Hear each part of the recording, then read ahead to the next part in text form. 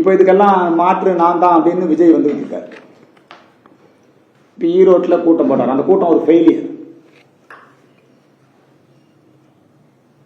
அவங்க என்ன பண்றாங்கன்னா திமுகவுக்கும் எங்களுக்கு தான் போட்டி அப்படிங்கறத திமுக ஒரு தீய சக்தி தீய சக்தி தீய சக்தி அப்படின்னு எழுதி கொடுத்தது அப்படியே பேசுறாரு. இது எழுதி கொடுத்ததே திமுக தான் விஜய்க்கு. ஏன்னா ஒவ்வொரு தேர்தலுக்கும் திராவிட முன்னேற்ற கழகம் ஒரு நடிகனை கட்சி ஆரம்பிக்க சொல்லும். கடந்த தேர்தலில் மக்கள் நீதி மையம் ஆரம்பித்தார்கள். கமலஹாசனை வைத்து திமுக எதிர்ப்பை பேச வைத்தார்கள். திமுக மீது எதிர்ப்பு காட்டுகின்ற அந்த ஓட்டை எல்லாம் பிரிக்கணும் அப்படிங்கிறதுக்காக இந்த ஜோசப் விஜய் கட்சிக்கு எல்லா ஏற்பாடும் பண்ணி கொடுக்கிறதே அவங்க தான்.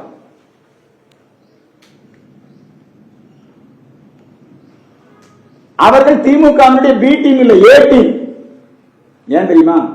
ஜோசப் விஜயுடைய ஜனநாயகம் படத்தின் உரிமை, சேட்டலைட் உரிமை யாருக்கு கொடுக்கப்பட்டிருக்கு? திமுகவினர் நடத்துகின்ற நிறுவனத்திற்கு, அவங்களுக்கு தான் சேட்டலைட் உரிமை. விக்ரம் படம் எப்படி திமுக நிறுவனத்துக்கு முதல்ல சினிமால சமாதானம் ஆவாங்க, அதுக்கப்புறம் என்ன ஆவாங்க, இதுக்கு வருவாங்க.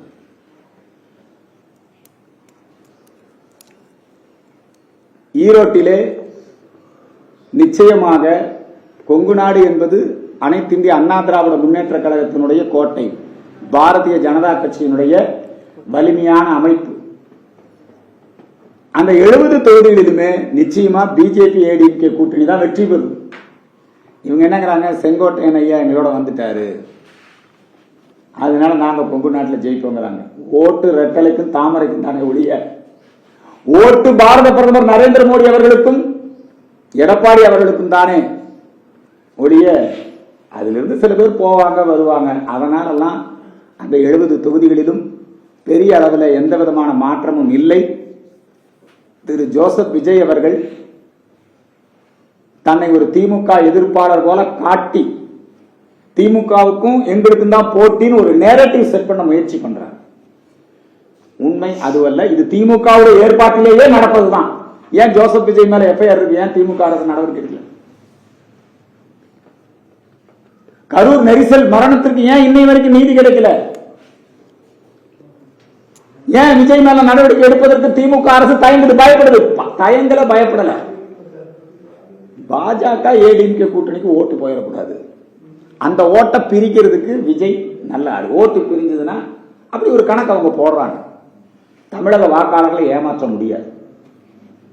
தமிழக வாக்காளர்கள் மிக தெளிவாக இருக்கிறார்கள். இப்ப எஸ்ஐஆர்ல ஏறத்தாழ எஸ்ஐஆர்ல நீங்க பாத்தீங்கன்னா 97.38 லட்சம் வாக்காளர்கள்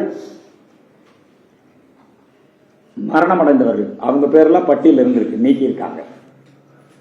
இடமாற்றம் செய்தவர்கள், கண்டறிய முடியாதவர்கள் ஏறத்தாழ 97.38 லட்சம் வாக்காளர்கள்.